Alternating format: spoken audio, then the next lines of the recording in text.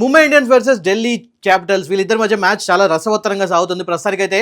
అనుకున్న దానికన్నా కూడా వీళ్ళు రివర్స్లో వచ్చారు. ముందు టాస్ గెలిచిన వాళ్ళు బ్యాటింగ్ చేస్తారు కావచ్చు అండ్ బ్యాటింగ్ చేసి హైయెస్ట్ స్కోర్ అక్కడ తీసుకొస్తారు కావచ్చు అని చెప్పి అనుకున్నారు. కానీ ఢిల్లీ క్యాపిటల్స్కి వేరే ప్లాన్ ఉంది. అందుకే వాళ్ళు ఫస్ట్ బౌలింగ్ తీసుకున్నారు అండ్ ముంబై ఇండియన్స్ని మొత్తానికి అయితే బ్యాటింగ్ తీసుకొచ్చారు. అండ్ చూస్తుండగానే వికెట్లు కూడా టక పడిపోతున్నాయి. ఒక పక్క 10 ఓవర్లు కంప్లీట్ కాలేదు, అప్పుడే ముఖ్యమైన 3 వికెట్లు పడిపోయాయి అనమాట. ఆల్మోస్ట్ ఓపెనర్స్ అందరూ ఇంటికి వెళ్ళిపోయారు అని చెప్పి అనుకోవచ్చు. సో ఒక్కసారి స్కోర్ డీటెయిల్స్ అన్నీ ఒకసారి మనం చూద్దాం. ఇప్పుడు రియాన్ రికల్టన్, ముఖ్యంగా మనం ఇవాళ మార్నింగ్ కూడా అనుకున్నాం రియాన్ రికల్టన్ మంచి ఇన్నింగ్స్ ఆడతాడు, అతని దగ్గర ఆ స్టామినా ఉంది అని చెప్పేసి అనుకున్నాం. కానీ ముఖేష్ కుమార్ బౌలింగ్లో క్యాచ్ ఇచ్చి అవుట్ అయ్యాడనమాట. 9 రన్స్కే అవుట్ అయ్యాడు, అది కూడా 11 బాల్స్ మాత్రం ఆడాడు, 2 4లు కొట్టాడు. స్ట్రైక్ రేట్ కూడా చాలా తక్కువ ఉంది, 81 మాత్రమే ఉంది. సో మొత్తానికైతే ఓపెనర్స్ మీద వీళ్ళు ప్రాపర్ ఐడియాతోనే వచ్చేసారని కనబడుతుంది.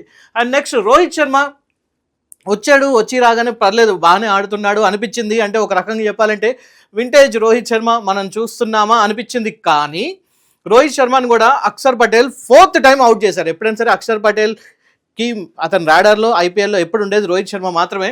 సో 35 రన్స్ చేశాడు, 26 బాల్స్ ఆడాడు. మొత్తానికైతే 5 4లు 1 6 కొట్టాడు, 134 స్ట్రైక్ రేట్తోని. ఇంకొద్దిసేపు అలా కుదురుకొని ఉంటే మాత్రం తప్పకుండా ఇవాళ కూడా 50 to 70 స్కోర్ చేసేవాడే. కాకపోతే అనుకోకుండా 3rd వికెట్ రూపంలో వెళ్ళిపోయాడు. అండ్ 2nd వికెట్లో వెళ్ళిపోయింది ఎవరంటే Tilak Varma. So Ryan Rickelton వెళ్ళిపోయిన తర్వాత రోహిత్ శర్మ ఉన్నాడు. రోహిత్ శర్మకి తర్వాత మరి రియాన్ రికల్టన్ తర్వాత యాక్చువల్గా రావాల్సింది ఎవరు అంటే సూర్యకుమార్ యాదవ్ రావాల్సింది. కాకపోతే left hand and right hand batting రెండింటిని కవర్ చేయాలి అన్న ఉద్దేశంతో ఆ ఛాలెంజ్ని దృష్టిలో పెట్టుకొని వెంటనే తిలక్ వర్మను పంపించారు. బట్ అగైన్ తిలక్ వర్మ వచ్చిన తర్వాత కూడా అది కూడా ఒక పెద్ద ప్రాబ్లం అయిపోయిందని చెప్పి అనుకోవాలి. ఎందుకంటే రికల్టన్ వెళ్ళిపోయిన ఒక 2 బాల్ల తర్వాత వెంటనే ముఖేష్ కుమార్ తిలక్ వర్మ వికెట్ కూడా తీశాడు. So first Ryan Rickelton out అయ్యాడు, దాని తర్వాత అదే ఓవర్లో తిలక్ వర్మ కూడా అవుట్ అయ్యాడు. అది కూడా 0 రన్స్కే అవుట్ అయిపోయాడు అనమాట. 2 బాల్స్ ఫేస్ చేశాడు. ఆ తర్వాత నెక్స్ట్ వచ్చేసి మన అక్షర్ పటేల్ బాల్లో మొత్తానికైతే రానాకి క్యాచ్ ఇచ్చి రోహిత్ శర్మ కూడా అవుట్ అయిపోయాడు అనమాట. సో చూస్తుండగానే వికెట్లు అలా టపటప పడిపోయాయి. ప్రస్తుతానికైతే 84 రన్స్ చేశారు, 80 కాదు ఇక్కడ 84 రన్స్ చేశారు. మొత్తానికైతే 3 వికెట్లు పడ్డాయి.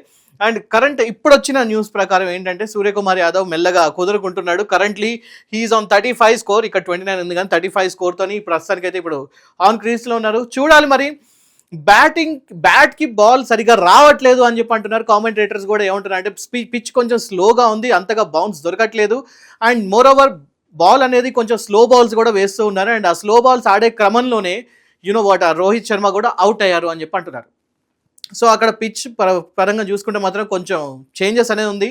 ఇక్కడ డ్యూ ఫ్యాక్టర్కి ఎటువంటి సంబంధం లేదు, ఎందుకంటే ఆబ్వియస్లీ ఇక్కడ ఆఫ్టర్నూన్ మ్యాచ్ జరుగుతుంది కాబట్టి డ్యూ ఫ్యాక్టర్ అనేది ఇక్కడ పెద్ద కీ రోల్ అనేది పోషించదు. సో పిచ్ అనేది నెమ్మదిగా కొంచెం స్లో పిచ్ అవుతుంది కాబట్టి చూడాలి. ఇక్కడ 180 స్కోర్ చేసినా కూడా దాన్ని డిఫెండ్ చేసుకోవచ్చు ఆ పిచ్ మీద.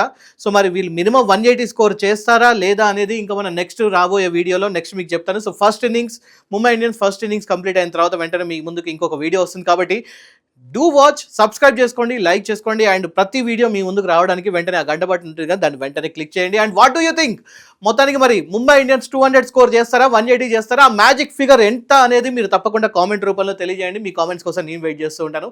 ఇంకొక వీడియోలో మీ ముందుకు వస్తాను. Thank you so much for watching. నేను పవన్ కృష్ణ, ఇంకో వీడియోతో వస్తాను.